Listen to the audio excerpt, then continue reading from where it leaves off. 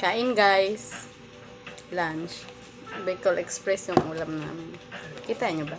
Sinalo ko na sa kanin. Kasi ako mahilig magkutsara. Ganun pa ako kumain. Basta wala lang sabaw. Masarap kumain ng kamay. Saka yung tirang adobo. Adobo ng manok.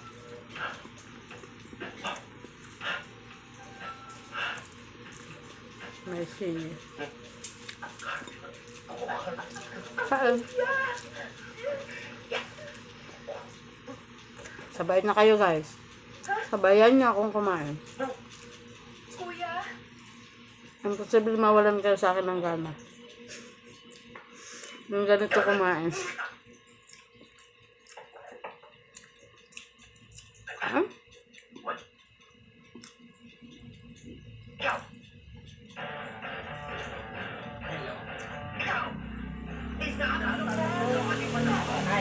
Ay, gusto mo?